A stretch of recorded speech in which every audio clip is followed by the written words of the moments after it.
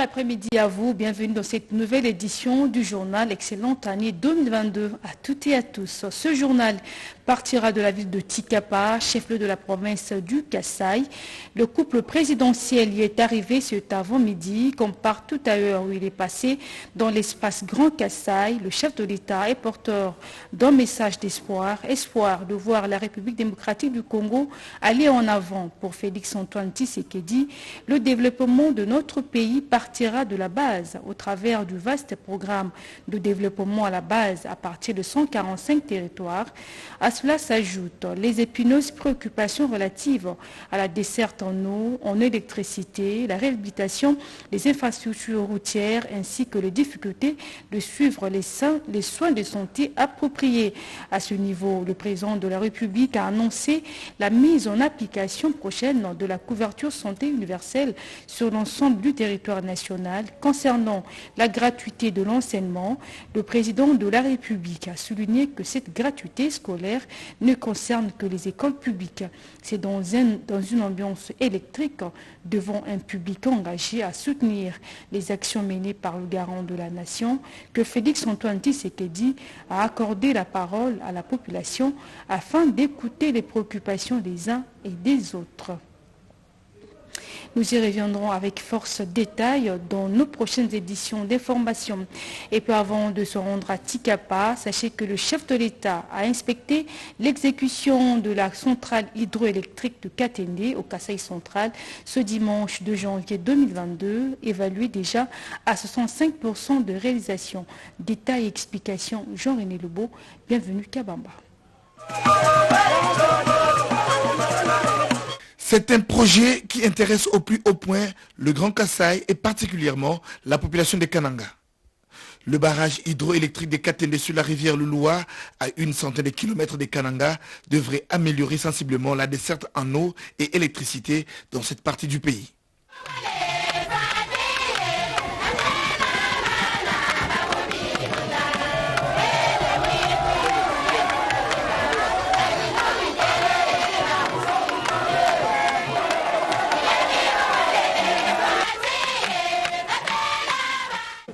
Ce projet tient à cœur le chef de l'État Félix-Antoine Tshisekedi Tshilombo, qui a réservé sa première descente de terrain pour l'année 2022 dans les territoires des Dibaya. Sur place, le président de la République a fait le constat amer.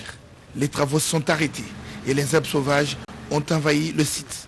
L'une des raisons de cet abandon est l'épisode Kamouinan Sapou qui a tout ralenti. La présence du chef de l'État a apporté une lueur d'espoir. Le matériel bloqué à Lubumbashi a été totalement acheminé pour poursuivre les travaux. Tous ceux qui ont passé à la tête du pays n'ont pas pu le faire. Alors, il est le premier président à mettre pied sur le site. Alors, nous voyons qu'avec sa présence, dès que les travaux seront relancés et achevés, notre province va bien revivre. Et nos frères et sœurs qui chantent auront du travail et ça sera une grande joie pour la population. Vous voyez combien de gens sont là pour l'accueillir.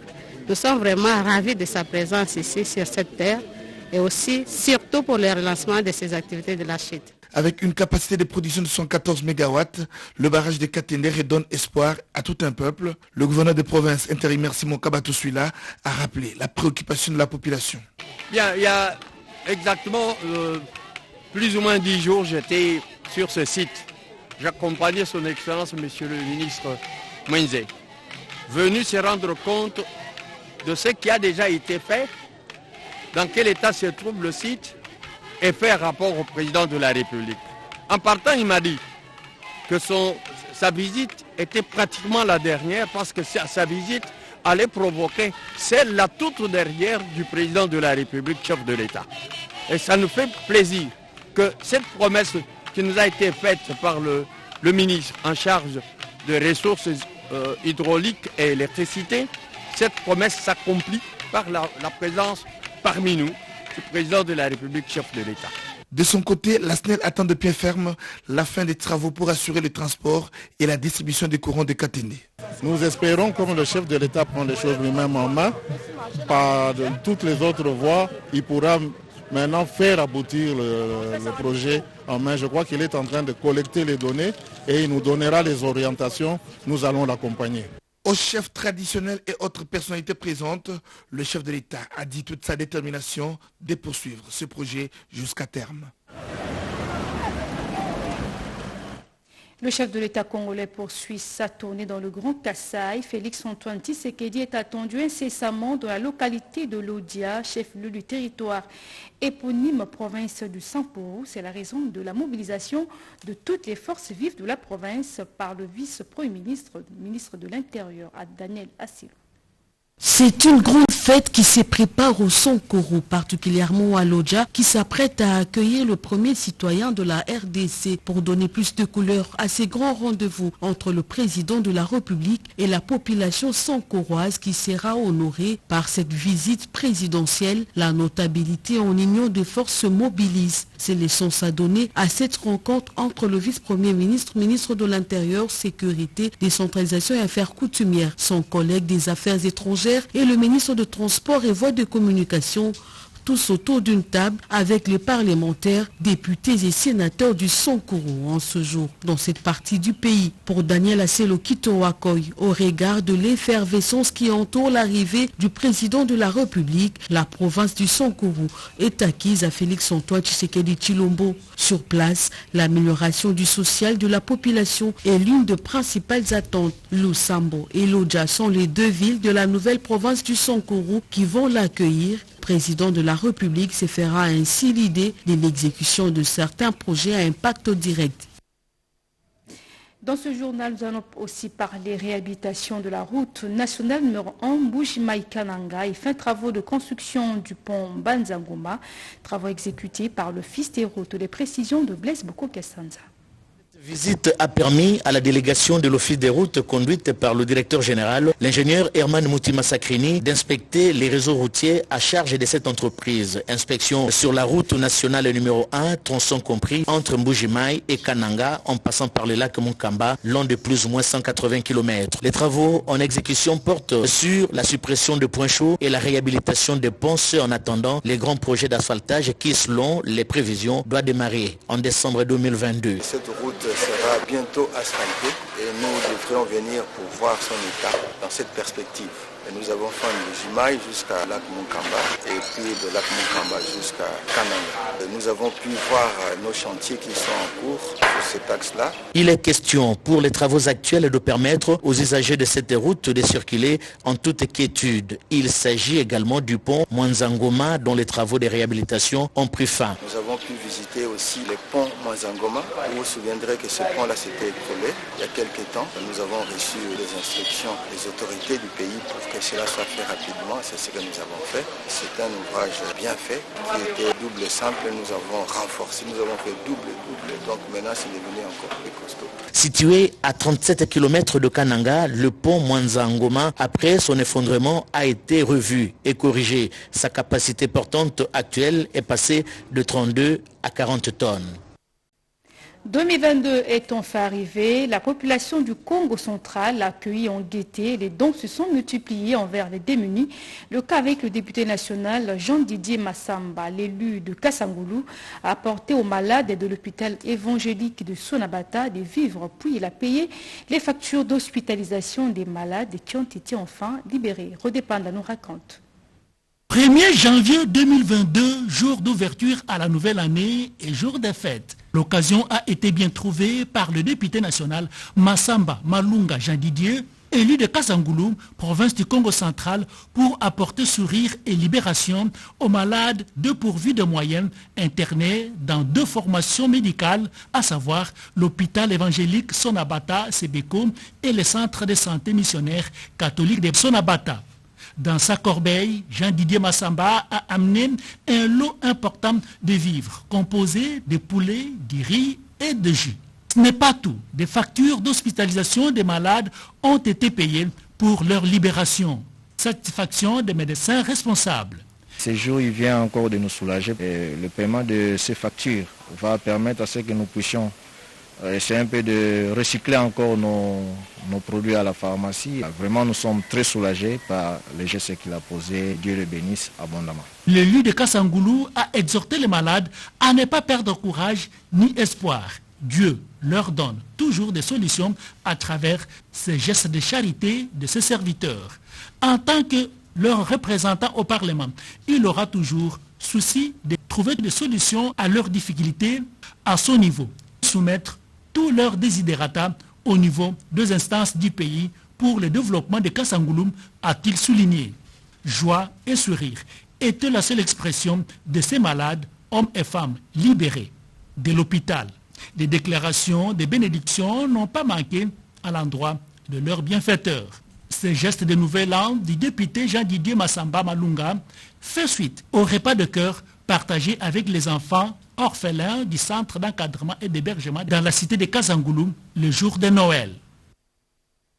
2022 a vu donc le jour, il a 72 heures. L'épouse du gouverneur militaire du Nord Kivu, Grace Ndima, a donné du sourire aux malades de l'hôpital de Goma afin de leur permettre de bien fêter. Les kits alimentaires ont été distribués. Reportage. À l'occasion de la fête de la Saint-Sylvestre, Grace Ndima a apporté assistance à l'hôpital La Charité maternelle de Goma ce 1er janvier 2021. Ici, la fille du gouverneur militaire du Nord Kivu, le lieutenant-général Constant Ndima Kongba, né à cet hôpital il y a de cela un peu plus de 20 ans, a payé la facture pour au moins 6 patients dont le séjour dure entre 5 et 3 ans dans cette structure hospitalière, faute des paiements de factures. Elle a par ailleurs offert un don en vivres et non-vivres aux femmes accouchées le 31 décembre 2021 et le 1er janvier de cette année 2022. Dans sa gibecière, vivre et non-vivre pour mieux accueillir l'année qui s'ouvre. C'était rempli d'émotions. Ça fait plaisir de revoir parce que je suis gomatracienne. Ouais, donc ça fait vraiment plaisir de retrouver les femmes sages. Et c'était vraiment rempli d'émotions. Je suis très contente et j'ai songé de partager un petit rien avec toutes les mamans pour fêter le nouvel an.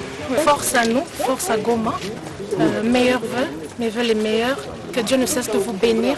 Goma, c'est une terre bénie et ensemble on fera de notre mieux pour vaincre l'ennemi. Les bénéficiaires, sourire aux lèvres, ont dit un seul mot. Merci. Les habitants du territoire de Sakania, nous sommes là de la province du Haut-Katanga, ont fêté en beauté le premier jour de l'an 2022 l'initiative du gouverneur Jacques Kabula Katoué qui a voulu par ce geste réaffirmer sa solidarité envers cette population. Images et commentaires. À la coutume, le gouverneur de province fête le premier jour de l'an depuis qu'il est à la tête du Haut-Katanga, loin de la capitale du cuivre. Jacques Kabula Katoué, avec ses côtés, son vice-gouverneur et quelques membres de son gouvernement, passe le 1er janvier 2022 à Sakania. Le chef de l'exécutif provincial, entouré de ses frères et sœurs de Sakania, de toutes les couches et de tous les âges, commémore la nouvelle année dans une atmosphère plus que festive. Avant tout, le gouverneur a situé l'événement en signifiant à l'assistance la vraie raison de sa présence ici. Il est le gouverneur de tous les Hauts-Katangais et tous ses administrés doivent vivre dans un tel équilibre en ayant accès aux mêmes avantages que ceux de Lubumbashi. Jacques Kabula Katoué leur a dit qu'il a la chance de voir la route de Sakania être complètement construite à la moitié de son mandat par le président de la République, Félix-Antoine Tshisekedi. Le parcours des combattants et autres souffrances le long de cette voie appartiennent désormais à l'histoire. L'heure du développement de Sakania a sonné. Il aspire à devenir le territoire pilote du Haut-Katanga selon la politique du président de la République, Félix-Antoine Tshisekedi Tshilombo. Je remercie le chef de l'État, Félix-Antoine Tshisekedi,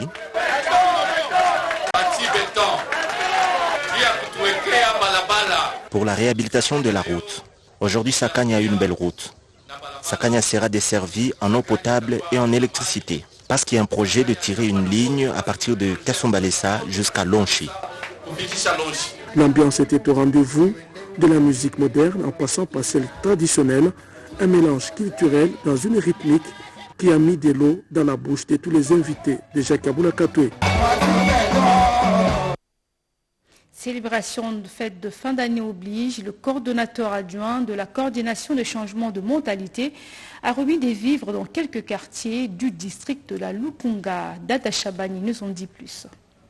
Peuple d'abord, cette vision du chef de l'État est une interpellation pour tous les Congolais qui mènent des actions sociales de mettre au premier plan l'intérêt supérieur du peuple congolais. Décidé à matérialiser cette vision, le coordonnateur adjoint de la structure présidentielle CSM et président de l'ONG Fonds d'Action Chilombo a volé au secours de la population vulnérable du quartier Paris, de la commune d'Engaliema et de Kimbwala dans la commune de Mongafula. Son souci était de permettre aux populations vulnérables de ces deux quartiers de passer les festivités de fin d'année 2021 en toute quiétude. Première étape de sa ronde, le quartier Paris où il a distribué un kit composé de sacs de riz, des sucres, les boîtes de lait, les bidons d'huile, les boîtes de conserve et des savons. Parmi les bénéficiaires, les fidèles du ministère international d'évangélisation où il est le représentant légal. À Kimbwala où il a conféré avec quelques responsables d'associations, ces derniers, honorés par la visite du conseiller principal du chef de l'État, ont saisi l'opportunité pour soumettre quelques doléances. La non-application de la gratuité scolaire dans certaines écoles de ces quartiers, le manque d'appui aux agriculteurs ainsi que le chômage des jeunes. Jacques Kambala Chilombo leur a promis de transmettre leurs doléances aux instances supérieures. Nous l'avons donc mené cette action dans le cadre de la Fondation Chilombo, une fondation qui se veut être le bras qui accomplit les actions en faveur du chef de l'État selon sa vision sociale, développement de l'homme congolais dans son milieu rural, familial et même dans le milieu de travail. Satisfaits, les bénéficiaires ont exprimé leur gratitude. Même exercice à l'ONAPA qu'ils ont reçu des vivres afin de fêter en beauté. Comme il est de coutume et tradition dans les milieux des entreprises publiques et autres sociétés de gratifier les employés en vivres pour célébrer les festivités de la Nativité et de la Saint-Sylvestre, le directeur général de l'Office national des produits agricoles du Congo, ONAPAC, n'a pas dérogé à la règle. Les agents et cadres de cette entreprise, dont il a la charge de diriger, ont, dans un climat plein de sérénité, réceptionné leurs biens en nature.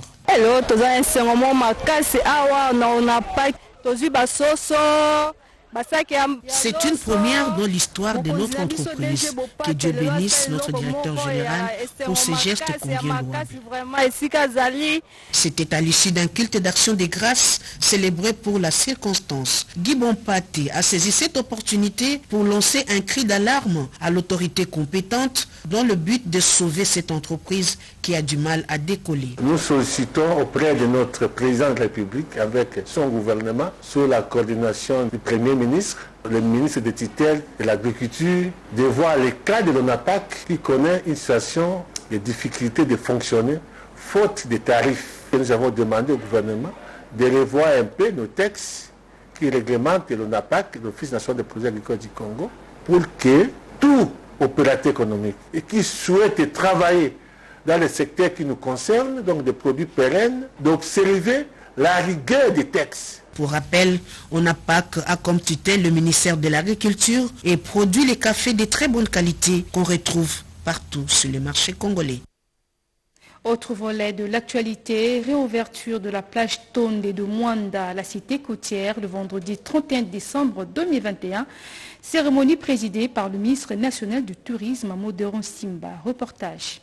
3 ans après sa fermeture suite aux incidents malheureux et a occasionné mort d'hommes, en janvier 2018, la plage Tonde de Mwanda vient de reprendre ses activités dont la cérémonie de la réouverture est présidée personnellement par le ministre de tutelle, Modéron Simba Matondo, en présence du gouverneur ad intérim du Congo central, Justin Luemba Makosso. Ce site à la fois touristique et récréatif situé dans la zone B du parc de mangroves, plusieurs allocutions marquent cette cérémonie. D'abord, le mot de bienvenue par l'administrateur du territoire et celui du conservateur de l'ICCN, Institut congolais pour la conservation de la nature. Pour Justin Luemba Makosso, cette plage, créée le 2 mai 1992, a de l'importance capitale sur le développement. La plage, site touristique, n'étant pas de l'ordre d'un service public gratuit, philanthropique, il s'est de souligner que c'est un service public générateur de recettes utile au développement et à l'amélioration du social de notre peuple. C'est à ce titre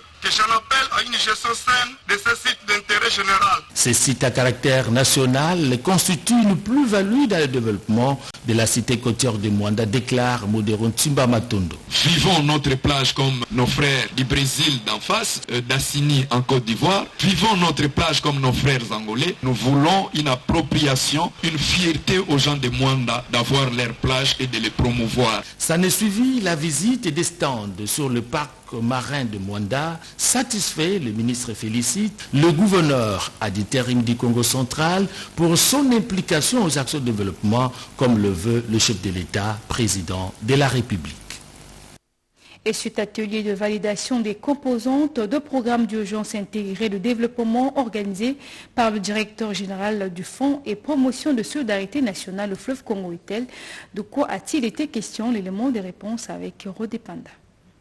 Le présent atelier tombe à pic car il vient de clôturer le long processus de l'élaboration du programme d'urgence intégré de développement communautaire, et ce après plusieurs phases ayant déjà eu lieu pour mener à bien le projet auquel tous les Congolais aspirent.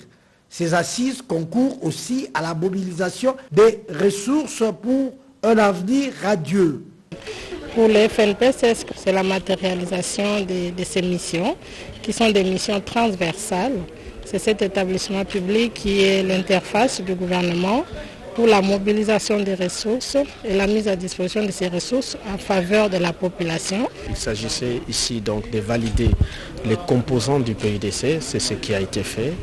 La prochaine étape, c'est des dialogues de haut niveau que le ministre des Affaires sociales, qui a la tutelle de l'agence fiduciaire de ce programme, le FNPSS, va avoir avec ses collègues ministres bénéficiaires.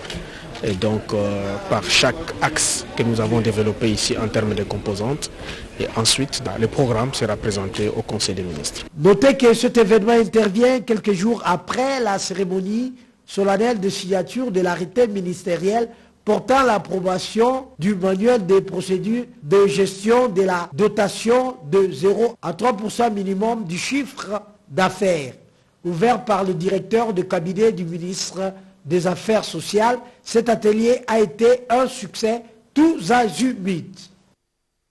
Le reportage est signé Marie Lélo. Le projet d'accès et de partage des avantages des ressources génériques dans leur utilisation en République démocratique du Congo a désormais des textes stratégiques et réglementaires opérationnels. La validation de ces documents est intervenue à l'issue des assises organisées sous la tutelle du ministère de l'Environnement et du Développement durable. On en parle avec Rodé Panda.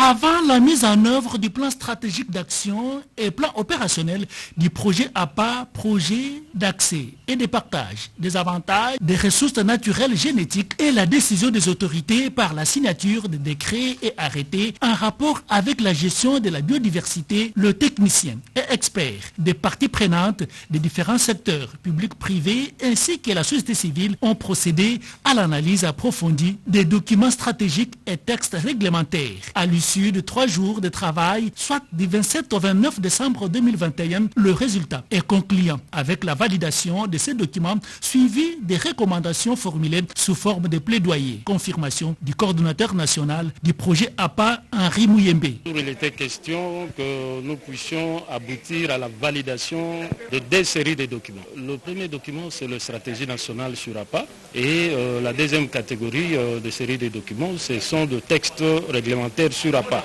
Recommandation le plus pertinente, il faudra que l'on transforme les activités en action, rendre smart les différents indicateurs. Le représentant de l'autorité traditionnelle et expert formé au Cameroun en la matière est satisfait de ces résultats. Nous avons fait des recommandations auprès de notre gouvernement afin que les processus APA soient nécessairement inclus dans les systèmes de notre pays. Ça signifie que c'est un nouveau système qui est introduit à travers les ministères de l'Environnement et bien d'autres ministères. Comme d'habitude, nous sommes les gardiens, nous allons pouvoir veiller à ce que les gens qui viennent utiliser nos ressources génétiques et les savoirs traditionnels, bien sûr associés à ces ressources-là, puissent avoir des frais à payer avant qu'ils accèdent à ces ressources-là. L'homme le plus heureux, c'est le consultant qui a eu la charge de préparer et produire ces documents.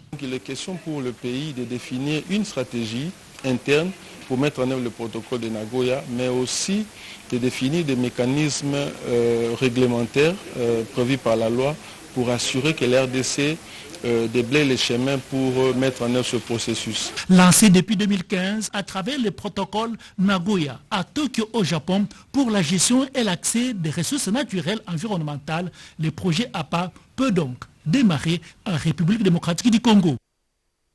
Après l'étape de Goma, le coordonnateur du programme de désarmement, réinsertion communautaire et stabilisation séjourne à Bunia. Tommy Oshindi est en mission d'installation des antennes de ce programme, nous dit Junior Selemani. La population de l'Ituri doit s'approprier les programmes de désarmement, démobilisation, relèvement communautaire et stabilisation. Déclaration faite par le coordonnateur national de cette structure à son arrivée ce dimanche à Bunia, où il est en mission de lancement officiel de cette structure. Pour Tommy Tambwe Ushindi, c'est la seule voie pour le retour de la paix en Ituri. Il est important de comprendre que l'Ituri a besoin de la paix. Et donc, le pilier fait résolution des conflits et cohésion sociale reste pour le chef de l'État un pilier le plus important pour ramener la paix dans cette province. Également, il y a le pilier de la restauration de l'autorité de l'État à travers le désarmement, la démobilisation, le relèvement communautaire qui est aussi un pilier très capital. Par la même occasion, il a lancé un message de paix aux groupes armés actifs à adhérer à ce processus. Qu'ils saisissent la main tendue du chef de l'État pour construire dans la paix, dans l'unité et la réconciliation, cette province. Le pays a besoin de ses fils et filles pour construire la RDC. Et nous avons besoin d'eux. Je lance donc le message et je leur dis que je suis là. Je vais les écouter, je vais écouter leurs doléances et ensemble, nous allons trouver des solutions pour que la paix soit effective. Sinaloké dira son séjour en Ituri. Le coordonnateur du P2DRCS prévoit échanger avec différentes couches sociales de l'Ituri. Fin de ce journal réalisé par Rodé Panda, Yolande Voka, Discover Pongo. Une fois de plus, bonne chance, bonne année 2022 à toutes et à tous en compagnie de la radio-télévision nationale congolaise. Au revoir.